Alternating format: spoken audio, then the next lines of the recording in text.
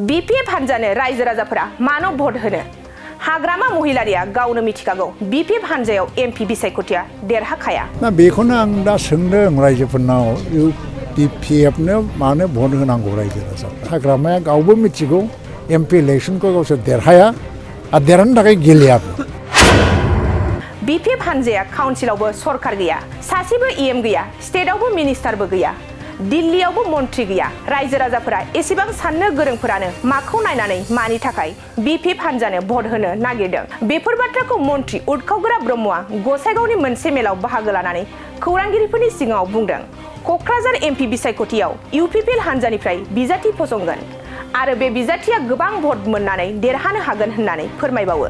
बिजाथिया सोर जागोन बेखौ बिसायख'थिनि फोसावनायनि उनावसो फोसावगोन बिजाथिखौ लानानै जेबो बेले-बेजे गैया बिजाथिया जियानो जाया मानो बियो गोबां भट मोननानै देरहागोन होननानै बुङो बेफोर बाथ्राखौ मन्थ्रि उदखावग्रा ब्रह्मआ गसाइगावनि मोनसे मेलाव बाहागो लानानै खौरांगिरिफोरनि सिगाङाव बुङो खौरांगिरिफोरनि सिगाङाव मा बुंखो फै जों आबुङै मिथिनानै लानि हाय क'क्राझाराव गाबोन विकसित भारत संकल्प यात्रा प्रधान मन्त्रिनि जि मोनसे आसनि बाय सानसे थानांगौ बेनि आगोल दिनै सानसे फैखादों आं ओंखायनो समाय मोननायखाय गसाइगाव ओरैनो बेरायफैदों आङो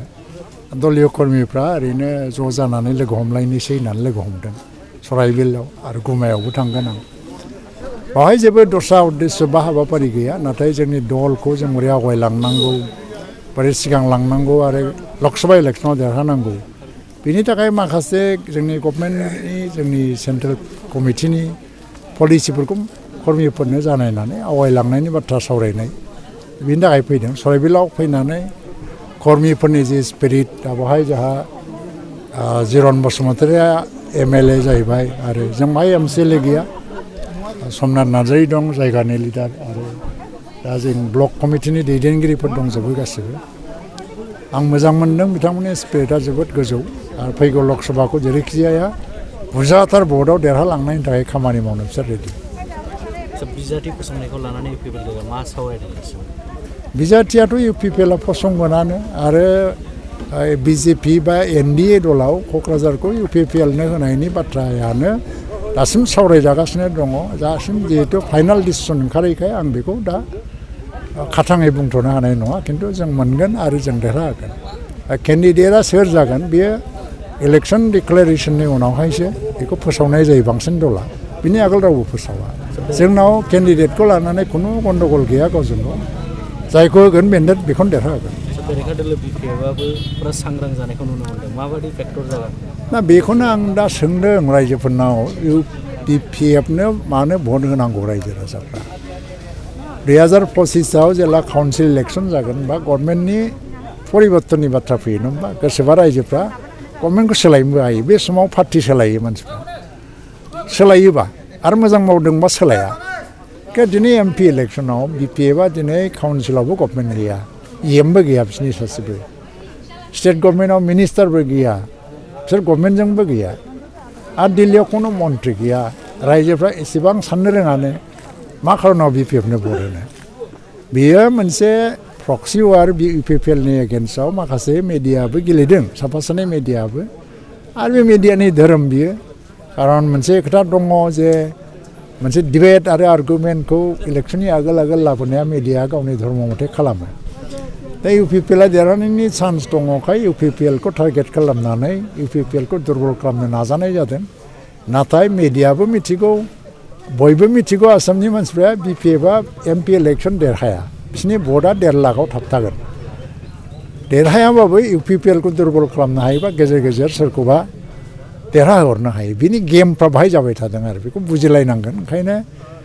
BPFआ सार्भाइभेलनि वार्क खालामबाय थादों फैगौ 25आसो टारगेट हाग्रामाया गावबो मिथिगौ MP इलेक्सनखौ गावसोर देरहाया आरो देरहानो थाखाय गेलेयाबो मानसिफोरखौ बियो बुथुमदोंल'नो 25आव जाहाथे बे देरहानानै क्षमतायाव फैफिननो हायो दा ओंखायनो रायजो राजाफोरखौ आं खावलायदों सुस्थ' मेलेमजों साननानै बिबेकजों साननानै दा जिखिनि मोनसे परिबेस थांबाय 10 बोसोराव नबसरनिया देरहालांनाय बेखौ दा बर'नि नामाव जायफ्रा राजनिति खालामनानै देरहालांदों बिसोरखौ फेजेननायनि मोनसे सनानि सुजुगा फैगासिनो दं जिहेतु जों UPPL गोजायैनो प्राय 3.5 लाखनिफ्राय 4 लाख भट मोननो हागौ जों आरो बाहाय 2 लाख 2.5 लाख BJPनि भट जग जादेरगोन 6 लाखसो भटआव जों देरहालांगोन भटफोरखौ नस्थ' खालामनानै लाब गैया आरो बेनिखायनो आङो खावलायो बयखौबो UPPLनो सम हो 2.5 बोसोरल' खामानि मावदों 3 बोसोरल' हाग्रामाया 17 बोसोर मावदोंमोन आयेन मोनसेबो पास खालामनो हायाखै BTCआव 27टा बिल खालामनानै मोनसेल' पास खालामदों बियो नाथाय बिनि बिलफ्रा बांसिनानो रिजेक्टबो जाबाय दा BTCनिफ्राय फ्राय 7टा 8टासो बिल गोदानै हरफिनदों बिनि मोनथामसोआ आयेन जानायनि लामायाव थांगासिनो दङ जोंनि गभर्नमेन्टआ खुब गोख्रै मावदों आरो अमित शाहया जानुवारि मासाव बाथौ गौतमनि जथुमाव फैगोन बेवहाय आरो बियो सेन्ट्रेलनि गभर्नमेन्टनि दारै गायसनजानो गोनां माखासे इनस्टिटिउटफोर आरो फसंथानफोर बेनि अन्थाइ खाम्फा गायसनलांगोन दा बेखौबो जों खालामगोन आरो गभर्नमेन्ट अफ इन्डिया पार्लियामेन्टआव माखासे एक्ट पास खालामनो गोनां दं बेबो गोख्रैनो मोनसे एक्टआव महर मोननो थांगासिनो दं खारन दा BTCआव 40टानि जायगायाव 54टा समस्ति जानो थांबाय थादों आरो 6 जना नमिनेटेड माने 60सा माने सोद्रोमानि सासे मोनसे काउन्सिल दा बेबो एक्ट अफ पार्लियामेन्ट नांगौ बेफोरखौबो पास खालामनो थांगासिनो दं खारन स्टेट गभर्नमेन्टनिफ्राय बे फाइला क्लियार जानानै माबालांखावनो जुडिसियेल डिपार्टमेन्टनिफ्रायबो थांबाय दा बेखौ गभर्नमेन्ट अफ इन्डिया मोनसे एक्ट पास खालामनांगौ बेफोर प्रसेसखौ जों लादों हिसाबै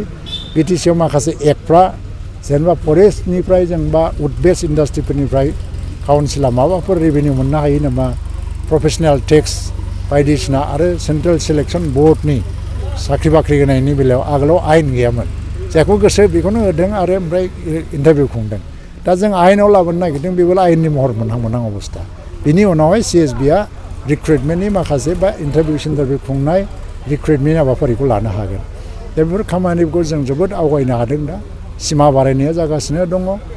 थ' एकर्डनि इमप्लिमेन्टेसनाव जेरै NDFBनि रिहेबिलिटेसनाबो हयतोबा बाजेट अनुजायै पर्यायक्रमाव फैदों नेक्स्ट बाजेटआव आरो फैबावनो हासिगौ आरो एक्स ग्रेसिया ग्रेन्ड माने माबाफोरनि मा होनो मुंख्लं न'खरफोरनो थ' बेफोरबो गासैबो